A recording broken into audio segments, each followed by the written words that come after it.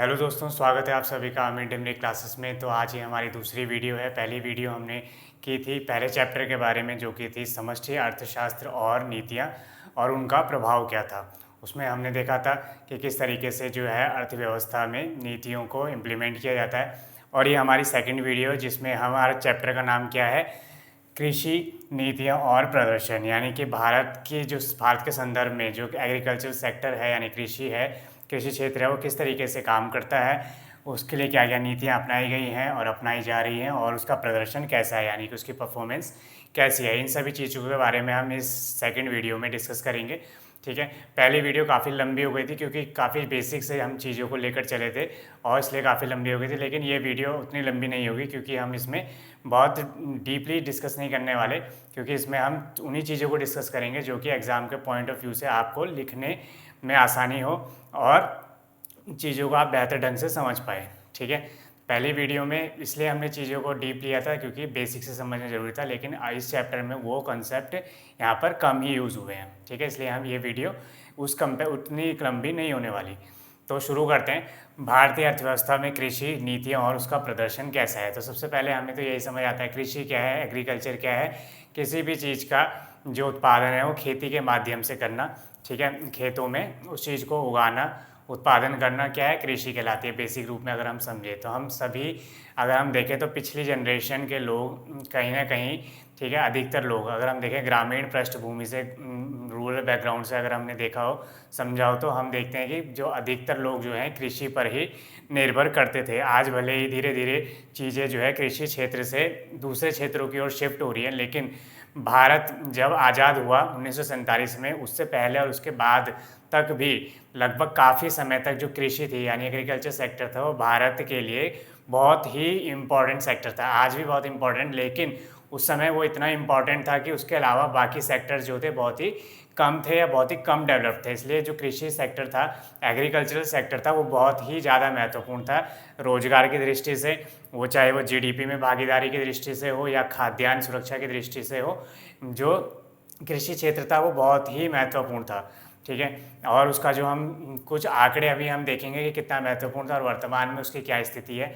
तो अगर हम देखें तो भारतीय अर्थव्यवस्था में जो कृषि है वो कितनी महत्वपूर्ण है, किन आंकड़ों से हमें समझ आती है। तो अभी आज भी हम देखें तो लगभग जीडीपी का जो है, कुल जीडीपी का लगभग 15% हिस्सा आज भी कहाँ से कवर अप होता है, कृषि से कवर अप होता है। एग्रीकल्चर से लगभग 15% हिस्सा जीडीपी में किसका है, कृषि से।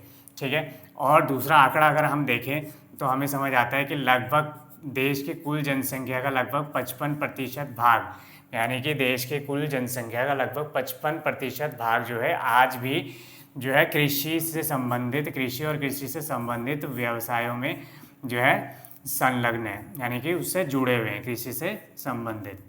यानी कि कृषि एक ऐसा क्षेत्र है, एक ऐसा सेक्टर है जो कि देश की बहुत बड़ी जनसंख्या को जो है क्या देता है, रोजगार देता है। देश की बहुत बड़ी जनसंख्या को एम्प्लॉयमेंट प्रोवाइड करता है, उनके जीवन यापन का साधन है, उनके लिए अर्निंग का साधन है। ठीक है, अर्निंग भले ही बहुत कम होती हो, ठीक है, क्योंकि भारत में क्या है, जो बड़े किसान हैं बहुत ही कम है, बहुत ही कम है, लेकिन जो छोटे छोटे किसान हैं वो बहुत ज़्यादा हैं, बहुत बड़ी मात्रा में है। ठीक है, तो कृषि लगभग 55% लोगों को जो है रोजगार प्रदान करती है। ठीक है, रोजगार प्रदान करती है, और इससे जुड़े हुए जो सेक्टर्स हैं, कृषि से जो डायरेक्टली जुड़े हुए हैं, तो ऐसे सेक्टर्स, बाकी के सेक्टर्स को कच्चा माल भी प्रोवाइड करती है। ठीक है, रॉ मटेरियल भी प्रोवाइड करती है। कौन करती है, कृषि ही करती है। तो इन दो आंकड़ों से हमें साफ तौर पर समझ आता है कि भारत के अंतर्गत कृषि कितनी महत्वपूर्ण है। भाई आज के समय तो ये 15% रह गया है, लेकिन आज़ादी के बाद से कुछ सालों तक ये लगभग 50-60% था जीडीपी में इसका योगदान, और ये संख्या और भी ज़्यादा थी। धीरे धीरे क्या हुआ कि जैसे जैसे 60-70 का दशक आया, हरित क्रांति हुई, ठीक है, देश में जो है प्रौद्योगिकी यानी कि डेवलपमेंट हुआ और टेक्नोलॉजी आई कृषि के क्षेत्र में, और बाकी क्षेत्र भी धीरे धीरे डेवलप होने, सेकेंडरी सेक्टर, ठीक है, सर्विस सेक्टर आज के दौर में बहुत बड़ा सेक्टर जो है भारत में बन गया। सर्विस सेक्टर हम सभी जानते हैं, सेवा क्षेत्र, जो कि भारत की जीडीपी में लगभग 60% का योगदान देता है। और अगर हम देखें तो लगभग 1990, जब हम जानते हैं कि भारत में जो है एलपीजी नीतियां अप्लाई की गई, यानी कि जिसको हिंदी में हम इंग्लिश में क्या कहते हैं, लिबरलाइजेशन, ठीक है, और प्राइवेटाइजेशन और ग्लोबलाइजेशन। ये जो नीतियाँ थी 1991-92 में, जब हम किसकी थी, मनमोहन, और जब मनमोहन सिंह जो थे वो क्या थे, फाइनेंस मिनिस्टर थे, और जो नरसिम्हा राव थे वो प्रधानमंत्री थे। तो 1992 के अंतर्गत ये जो नीतियाँ हैं, जिसको LPG कहा जाता है शॉर्ट में, यानी कि इसको क्या कहता है, उदारीकरण। LPG लिबरलाइजेशन का मतलब उदारीकरण, प्राइवेटाइजेशन का मतलब निजीकरण, और ग्लोबलाइजेशन का मतलब वैश्वीकरण या भूमंडलीकरण। जब ये नीतियाँ अप्लाई की गई तो इसके बाद धीरे धीरे जो बाकी के क्षेत्र थे, सेवा क्षेत्र, सेकेंडरी सेक्टर जिसमें व्यवसाय के ऊपर मुख्यतः फोकस किया जाता है, और जो कंस्ट्रक्शंस वगैरह इनके ऊपर मेन फोकस किया जाता है, तो ये बाकी के सेक्टर भी बहुत मतलब धीरे धीरे डेवलप होने लगा। और बाद में जो है इतनी तेज़ी से ये डेवलप हुए कि इन्होंने कृषि पर जो भार था वो कम होने लगा। और लगभग आज के समय में अगर हम देखें तो थर्ड जो जिसको टर्सरी सेक्टर बोला जाता है, तृतीय क्षेत्र, वो जिसको हम सेवा क्षेत्र के नाम से भी जानते हैं, ठीक है, उसका जो अर्थव्यवस्था में 60% योगदान है। यानी कि अभी भी धीरे धीरे जो है कृषि का जो योगदान है GDP के नज़रिए से वो कम होता जा रहा है, ठीक है, जो कि एक अच्छी चीज़ भी है, क्योंकि सिर्फ एक ही सेक्टर का योगदान हो बहुत बड़ी मात्रा में तो वो एक सेक्टर के ऊपर भार को दिखाती है। लेकिन वो सेक्टर भले ही 15% योगदान दे रहा है, लेकिन अगर आप रोजगार के नज़रिए से देखें तो आज भी लगभग 55% लोगों को रोजगार कौन दे रहा है, कृषि क्षेत्र ही दे रहा है, ठीक है। तो यहाँ पर हम देखते हैं कि आगे और किस तरीके से कृषि जो है भारत में महत्व। तो आगे देखते हैं हम कि कृषि का जो हमने ये तो देख लिया कि कृषि का जो क्षेत्र है यानी कि योगदान है GDP में वो धीरे धीरे कम हो रहा है। कम होने का मतलब ये बिल्कुल भी नहीं है कि कृषि अब कारगर नहीं रही। कम होने का ये मतलब है कि जो कृषि के ऊपर जो दबाव था वो धीरे धीरे बाकी सेक्टर्स के ऊपर शिफ्ट होता चला गया। लेकिन हालांकि अगर आप रोजगार के नज़रिए से देखें तो लगभग अभी भी 55% लोग जो हैं इससे रोजगार प्राप्त करते हैं। तो अब ये देखते हैं कि कृषि किस तरीके से महत्वपूर्ण भूमिका निभाती है। तो कृषि बेसिकली प्रत्यक्ष और अप्रत्यक्ष तरीके से महत्वपूर्ण योगदान आज भी उतना ही है उसका, ठीक है, प्रत्यक्ष और अप्रत्यक्ष तरीके से। प्रत्यक्ष का मतलब होता है डायरेक्टली, सीधे तौर पर। अप्रत्यक्ष का मतलब होता है सीधे ना होकर वो किसी न किसी तरीके से कृषि से कनेक्टेड है और कृषि उसमें महत्वपूर्ण भूमिका निभा रही है। तो हमारे पास कुछ पॉइंट्स होने चाहिए कि प्रत्यक्ष रूप में जो है कृषि किस तरीके से। सबसे पहले तो आर्थिक विकास में, ठीक है, आर्थिक विकास में जो है कृषि महत्वपूर्ण भूमिका निभाती है। आर्थिक विकास का क्या मतलब है कि कृषि जो है, आर्थिक विकास का क्या मतलब होता है, आर्थिक विकास का सिंपल से मतलब है कि लोगों के पास रोजगार है, लोगों के पास इनकम है, ठीक है, लोग खरीदारी कर पा रहे हैं, अपनी बेसिक ज़रूरतों को पूरा कर पा रहे हैं, अपने जीवन स्तर को बेहतर ढंग से कर पा रहे हैं। देश में आर्थिक विकास हो रहा है, देश की प्रति व्यक्ति आय बढ़ रही है, नेशनल इनकम बढ़ रही है, GDP बढ़ रही है, तो उसको हम क्या बोलेंगे, उस देश का आर्थिक विकास हो रहा है। यानी कि GDP एक मुख्य सूचकांक है जिसके माध्यम से हम प्रयास करते हैं उस देश के आर्थिक विकास को समझने का।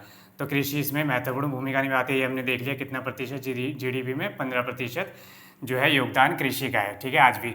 दूसरा पॉइंट हमारे पास है रोजगार, जो कि अपने आप में हमने पहले भी पढ़ लिया है, लगभग 55% का रोजगार में कृषि जो है योगदान दे रही है, ठीक है। तीसरा पॉइंट क्या है हमारे पास, निर्यात, ठीक है, निर्यात में भी है कृषि का बहुत बड़ा हाथ है।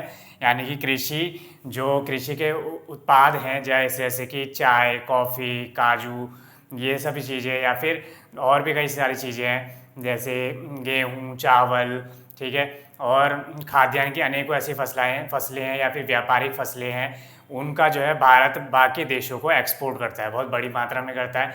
तो निर्यात में भी जो है बहुत महत्वपूर्ण भूमिका रखता है कृषि। लगभग 10 से 12% के आसपास जो है निर्यात में कृषि की भूमिका हमें दिखाई देती है, ठीक है। निर्यात का मतलब अपने देश से चीज़ें बाहर बेचना, तो उसमें कृषि भी एक महत्वपूर्ण भूमिका निभाता है, कृषि उत्पाद। अगला पॉइंट हमारे पास क्या है कि कृषि का प्रत्यक्ष जो है हमें भागीदारी और कहाँ दिखती है, उद्योगों को कच्चा माल प्रोवाइड करना, उद्योगों को रॉ मटेरियल प्रोवाइड करना, ठीक है।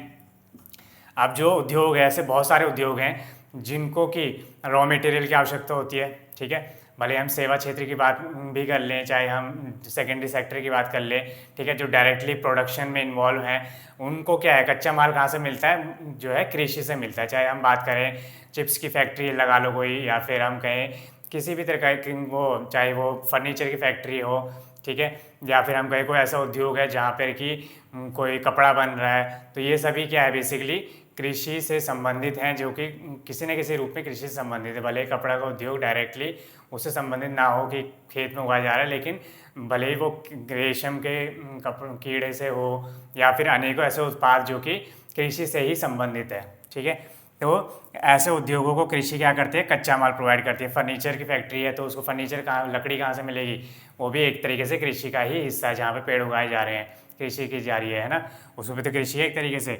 फिर ऐसे अनेकों उद्योग हैं जहाँ पर कृषि जो है कच्चा माल प्रोवाइड करती है। ठीक है, फिर क्या है, पूंजी निर्माण। पूंजी निर्माण में भी कृषि एक महत्वपूर्ण भूमिका निभाती है। पूंजी निर्माण का क्या मतलब है, पूंजी निर्माण का मतलब ऐसे एसेट्स तैयार करना, ऐसी परिसंपत्तियां तैयार करना जिसके माध्यम से फ्यूचर में जो है इनकम जनरेट किया जा सके। ठीक है, ऐसे चीज़ों को क्या बोला जाता है, ऐसे चीज़ों को बोला जाता है पूंजी निर्माण। ठीक है, पूंजी निर्माण किया जा रहा है। फिर हम बात करते हैं अप्रत्यक्ष रूप में कृषि का योगदान कैसे है। अप्रत्यक्ष मतलब इनडायरेक्टली। तो पहला क्या है, गरीबी को कम करना। क्या है, गरीबी को कम करने में कृषि महत्वपूर्ण भूमिका निभाती है, लोगों को रोजगार प्रोवाइड करती है, तो लोगों के पास पैसा आएगा।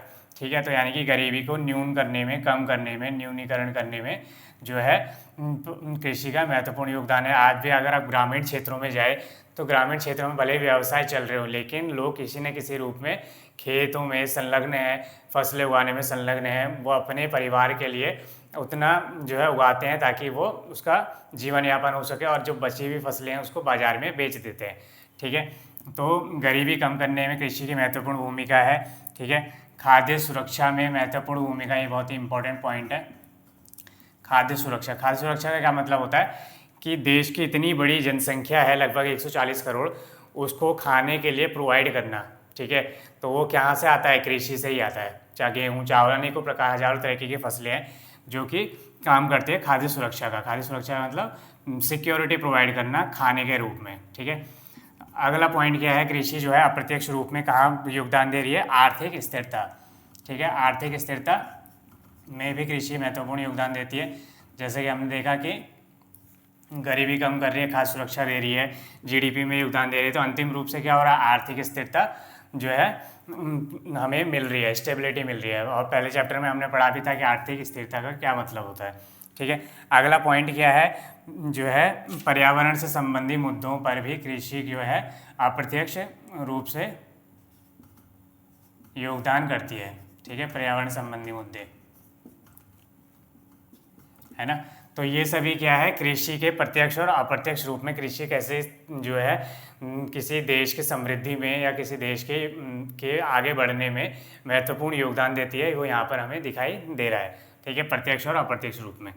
ठीक है, आगे हम देखते हैं कि पहले जो था भारतीय कृषि का नज़रिया कैसा था, यानी कि जो भारतीय लोग थे या फिर हम कहें भारत के इंटेलेक्चुअल्स थे, अर्थशास्त्री थे, ठीक है, जो एनालिसिस करते थे, वो उनका नज़रिया कैसा था भारतीय कृषि के बारे में, और वर्तमान में अब क्या नज़रिया बन चुका है।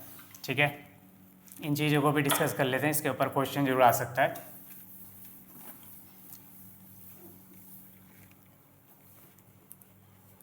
तो जो अगर हम बात करें आज़ादी के बाद से, 1947 के बाद से और लगभग 1970-80 के बीच का जो दौर था, उसमें कृषि किस तरीके से एक भूमिका निभाई या कृषि को किस तरीके से देखा जाता था। तो पहला पॉइंट क्या है, औद्योगिक विकास के लिए कारक संसाधन, यानी कि उस समय क्या माना जाता था कि कृषि जो है एक तरीके से इम्पॉर्टेंट तो थी उस समय भी और आज भी है, लेकिन उस समय इसको इतना इम्पोर्टेंस नहीं दिया गया था।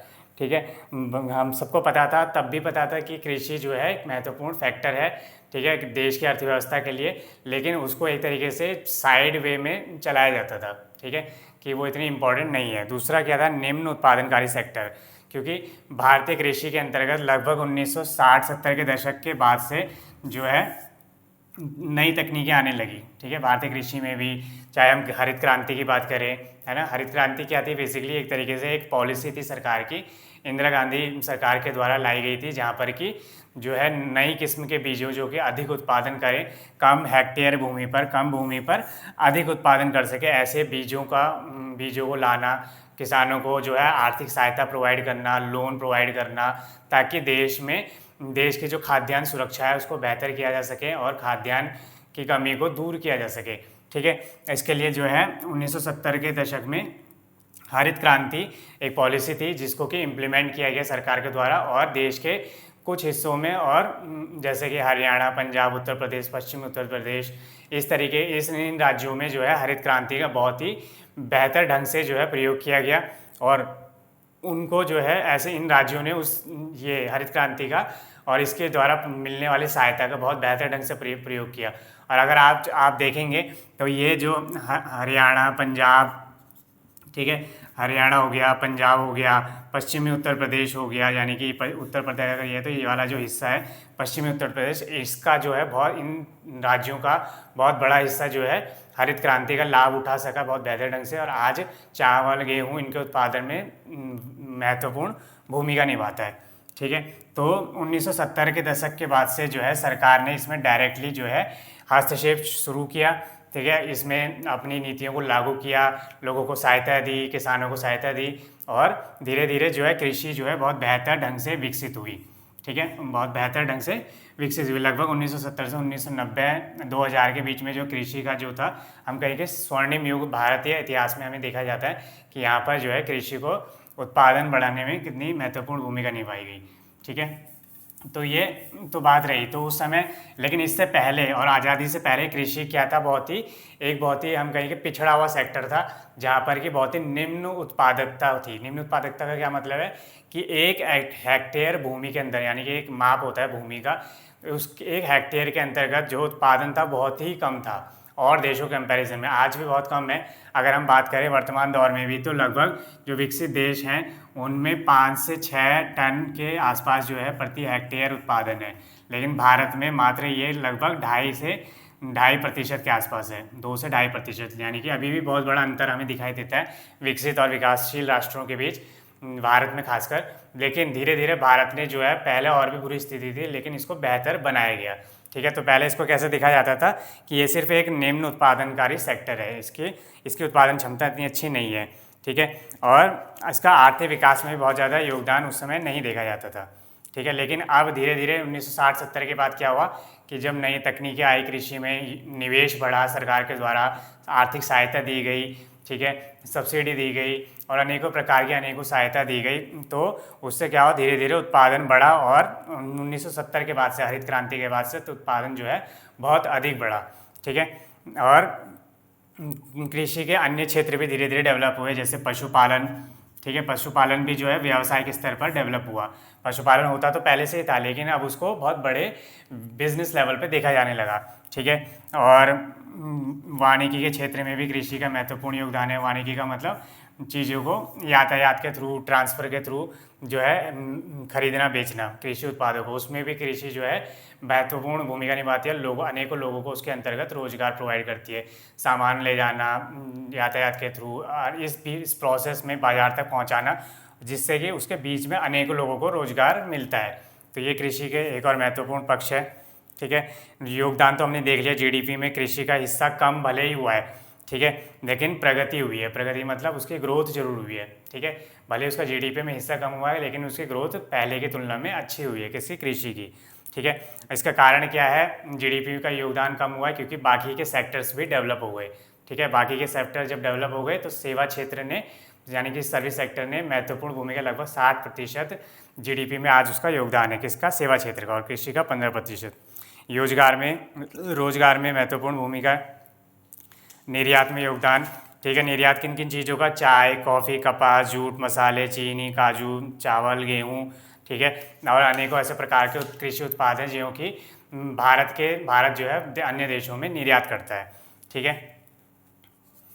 तो ये हमारे पास कुछ पॉइंट थे। अगर हम बात करें निर्यात की, तो निर्यात के कुछ आंकड़े हैं हमारे पास, जैसे कि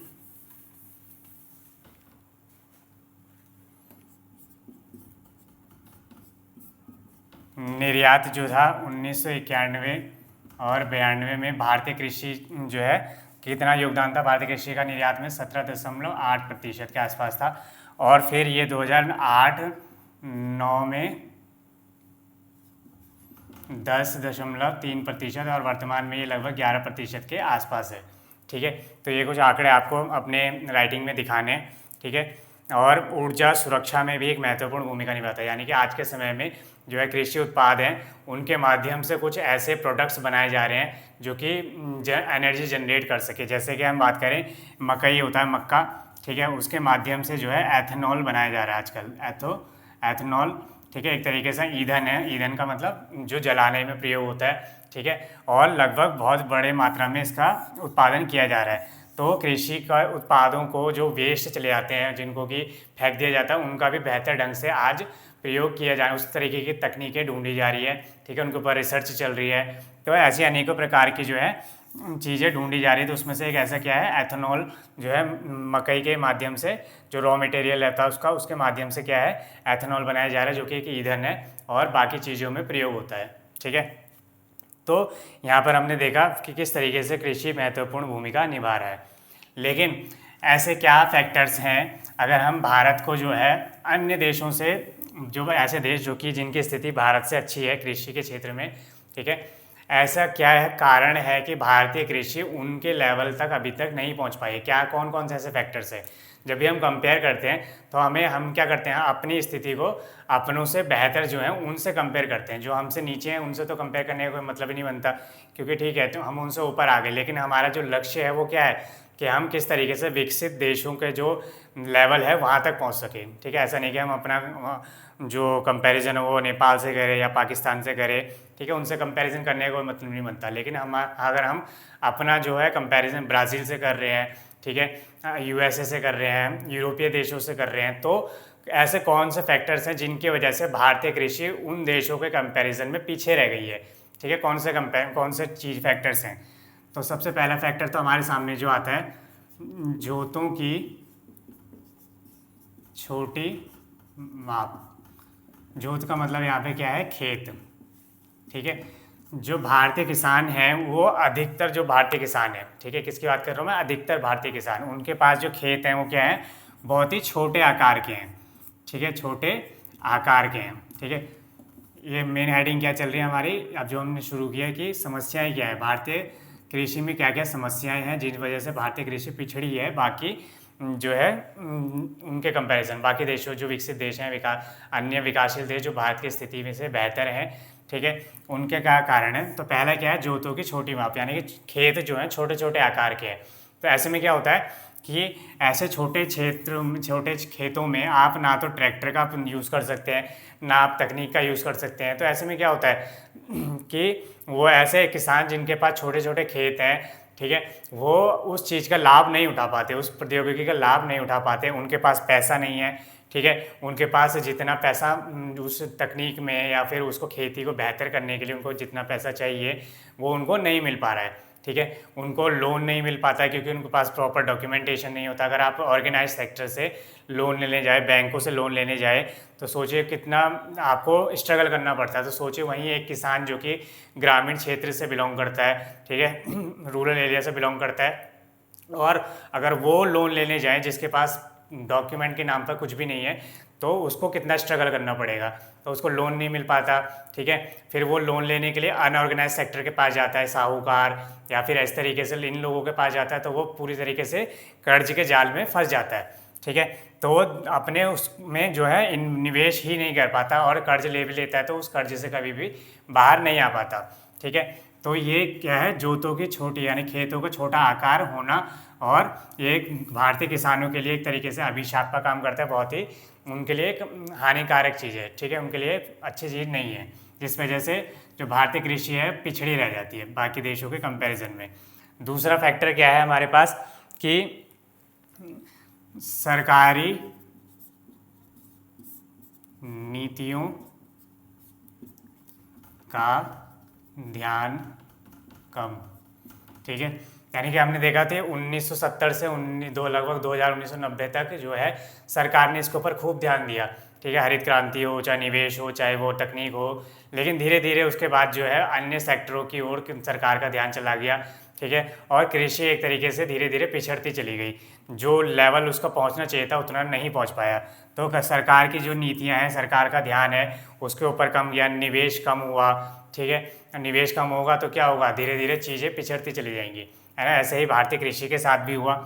अगला जो फैक्टर हमारे सामने दिखाई देता है वो क्या है कि धीरे धीरे जो है लोगों का इंटरेस्ट भी इसमें कम होने लगा।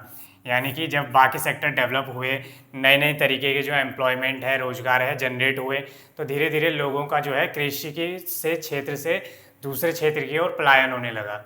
ठीक है, दूसरे क्षेत्र की ओर माइग्रेशन होने लगा। तो कृषि क्षेत्र क्या है, जितना अपेक्षा थी कि लोग पढ़ लिख जाएंगे फिर कृषि क्षेत्र में आएंगे और नई नई तकनीकों से उसको डेवलप करेंगे, वो सब नहीं हो पाया, क्योंकि लोगों ने अन्य क्षेत्रों में जाना शुरू कर दिया, जहाँ पर कि अन्य सेक्टर्स में क्या होता है कि आप जितनी मेहनत करेंगे उसके हिसाब से आपको पैसे मिल जाते हैं, लेकिन कृषि में ऐसी कोई गारंटी नहीं है, क्योंकि बहुत सारे एक्सटर्नल बाहरी कारक जो है काम करते हैं। जैसे अगर मान लीजिए आपने कितनी अच्छी मेहनत करी, आपने फसल उगाई, लेकिन आपको नहीं पता कि कब आपदा आ जाए, कब जो है बारिश हो जाए खतरनाक और पूरी फसल बर्बाद कर दिया, कब सूखा पड़ जाए, तो कोई भी सर्टेनिटी यानी कि निश्चितता नहीं दिखाई देती है इस क्षेत्र में। ठीक है, क्योंकि भारतीय कृषि का बहुत बड़ा भाग आज भी किस पर निर्भर है, बारिश पर, मानसून पर निर्भर है, क्योंकि आधारभूत संरचना क्या है, आज भी उतनी मजबूत नहीं है। ठीक है, अगला पॉइंट हमारा अपने आप में यही बन सकता है कि आधारभूत संरचना की कमी। आधारभूत संरचना का क्या मतलब होता है कि आधारभूत संरचना का मतलब होता है बेस, किसी भी चीज़ को डेवलप करने के लिए जो बेस चाहिए। ठीक है, जैसे कृषि है, कृषि की बात करें तो उसको डेवलप करने के लिए क्या चाहिए, आपके लिए आपके पास अच्छी सिंचाई प्रणाली होनी चाहिए, आपके पास वो जुताई करने के लिए अच्छी तकनीक होनी चाहिए, ट्रैक्टर्स होने चाहिए। ठीक है, बाज़ार में जो है बाज़ार तक पहुंच होनी चाहिए, सड़कें होनी चाहिए गांव तक, ग्रामीण क्षेत्रों तक। ठीक है, बाज़ार तक पहुंच होनी चाहिए, किसानों तक, तो उनको पैसा मिलना चाहिए, लोन मिलना चाहिए। तो ये सब क्या आधारभूत संरचना जो है भारत में कभी ढंग से विकसित हो ही नहीं पाई। ठीक है, ये भी कृषि के पिछड़ने का महत्वपूर्ण कारण है। रुचि तो हमने देख लिया, इंटरेस्ट जो है लोगों का इसमें धीरे धीरे कभी डेवलप हुआ ही नहीं। ठीक है, हालांकि अब वर्तमान में अगर आप देखेंगे तो काफ़ी सारी चीज़ें इसमें की जा रही हैं और धीरे धीरे लोगों का इंटरेस्ट भी इसमें डेवलप हो रहा है। जो पढ़े लिखे लोग हैं वो खेती से जुड़ रहे हैं, कृषि से जुड़ रहे हैं और अपनी नई जो है तकनीक की मदद से अपनी रिसर्च के माध्यम से उसको बेहतर भी कर रहे हैं, लेकिन जितना अभी जरूरत है उतना नहीं हो पा रहा है। आधारभूत संरचना की कमी महत्वपूर्ण कारक है। ठीक है, आधारभूत संरचना के अंदर सिंचाई की व्यवस्था नहीं है, ढंग की नहरें नहीं है। ठीक है, जुताई की जो तकनीक है, चाहे ट्रैक्टर हो चाहे पर बाज़ार तक पहुंच नहीं है। ठीक है, बाज़ार तक पहुंच नहीं है या फिर बहुत ही कम है। ऐसे किसान जो कि अमीर हैं, पैसे वाले हैं, वो तो आसानी से ये सब चीज़ें अरेंज कर लेते हैं, लेकिन भारत में आज भी ऐसे बहुत सारे किसान हैं, बहुत बड़ी मात्रा में, जो कि जिनके लिए ये पॉसिबल नहीं हो पाता। ठीक है, तो आधारभूत संरचना की कमी है। सड़कों का प्रॉपर जो है आज भी जाल हमें नहीं दिखाई देता। तो आधारभूत संरचना की कमी जिस वजह से कृषि पिछड़ी रह जाती है। ठीक है, एक आंकड़ा हमारे पास, हम दोबारा देख लेते हैं इसको, कि भारत की जो है उत्पादकता बहुत ही कम है, अपने से जो बेहतर देश है उनसे कंपैरिजन में भारत की प्रति हेक्टेयर उत्पादकता कितनी है, बहुत ही कम है, यानी कि जो लगभग है 2.4 टन के आसपास।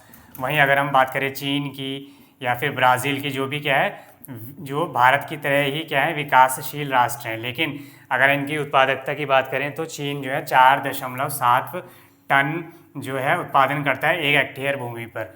वहीं भारत कितने करता है, 2.4, लगभग चीन का आधा। ठीक है, और जो ब्राज़ील है वो कितना है, 3.6 टन। ठीक है, आपको ये समझ आ रहा होगा कि इसका कहने का मेरा क्या मतलब है। मान लीजिए एक भूमि का एक टुकड़ा है, ठीक है, उस पर जो है भारत उसी भूमि पर जो है 2.4 टन गेहूँ उगा रहा है या चावल उगा रहा है, लेकिन चीन जो है उसी सेम भूमि पर ही 4.7 टन जो है गेहूँ या चावल उगा रहा है, और ब्राज़ील जो है सेम उसी भूमि पर 3.6 टन गेहूँ चावल या कोई भी फसल उगा रहा है। तो भारत की उत्पादकता दिख रही होगी आपको, लगभग आधी है। ऐसा क्यों है, ये सब फैक्टर्स हैं। ठीक है, अब दोबारा से वही चीज़ें सर्कल बन जाती हैं। ठीक है, ये सब एक चीज़ खराब होगी तो दूसरी चीज़ भी खराब होने लगती है। तो अब बात आती है कि ये सभी तो समस्याएं हैं, हमने योगदान भी देख लिया, समस्याएं भी देख ली, तो अगला पॉइंट आता है कि ऐसा क्या किया जाए कि हमारी जो भारतीय कृषि है वो बेहतर ढंग से काम करे, या फिर उसका जो ग्रोथ है वो अच्छा हो और धीरे धीरे चीज़ें बेहतर हो सके इसमें। तो इन्हीं चीज़ों को अगर हम रिवर्स कर दें तो ये क्या है, बेहतरी के लिए उपयोग हो जाए। जैसे आधारभूत संरचना को अगर बेहतर कर दें तो हमारे पास कृषि के जो उत्पादन क्षमता है वो बढ़ सकती है। उसके लिए क्या करना होगा, निवेश करना होगा। निवेश कौन करेगा, निजी लोग तो करेंगे ही करेंगे, सरकार को भी उसकी ओर ध्यान देना पड़ेगा। अपने बजट में कृषि क्षेत्र के लिए थोड़ा वैल्यू बढ़ानी पड़ेगी, ठीक है। और कृषि में क्षेत्र में आने के लिए लोगों को प्रोत्साहन देना पड़ेगा, ठीक है। लोगों को थोड़ा और जो है रिसर्च करने की ज़रूरत है, समझने की ज़रूरत है, ताकि भारतीय कृषि को बेहतर किया जा सके, ठीक है। और कुछ चीज़ें आपको अगर आपको इंटरेस्ट हो तो आप उसको डिटेल में पढ़ सकते हैं कि भारतीय कृषि में किस प्रकार से जो है लोग लगे हुए हैं, लेकिन जो है उनको रोजगार में लगभग 55% लोग भारतीय कृषि में लगे हुए हैं, लेकिन वास्तव में वो उतना कमा नहीं पाते हैं, ठीक है। ऐसे फैक्टर्स हैं बहुत सारे, ये चीज़ों को आप इंटरनेट के थ्रू पढ़ सकते हैं। तो बेसिकली ये चैप्टर इतना ही है, ठीक है। और इस चैप्टर में और अगर आप डिटेल में जाएंगे तो आपको हर पॉइंट जो है खुल के मिलेगा, ठीक है। तो अगर आप इस हर एक पॉइंट जो मैंने बताया उसको आप डिटेल में पढ़ना चाहते हैं तो अगर आप नेट पे डालेंगे तो हर चीज़ का जो है विस्तृत चीज़ आपके सामने आ जाएगी। लेकिन आपको इस चैप्टर के अंतर्गत इतनी ज़्यादा ज़रूरत है नहीं उसकी जितनी मैंने आपको पढ़ाई। अगर हम उन पॉइंट्स को लिखने के तरीके में चीज़ों को यूज़ कर लें तो आपका आंसर जो है बहुत ही बेहतर बन सकता है, ठीक है। तो इस वीडियो को हम यहीं पे ख़त्म करते हैं क्योंकि इस चैप्टर में इतना ही था, इससे ज़्यादा की ज़रूरत है नहीं, ठीक है। और पहली वीडियो को ज़रूर देखें, उसके बाद ये वीडियो ज़रूर देखें और अगले दो चैप्टर जो है हम नेक्स्ट के 2 वीडियोज़ में करेंगे। अगर आपका इससे संबंधित कोई प्रश्न है, ठीक है, या आप कोई पॉइंट पूछना चाहते हैं तो कमेंट सेक्शन में ज़रूर पूछ सकते हैं। थैंक यू फॉर वॉचिंग, मिलते हैं अगली वीडियो में।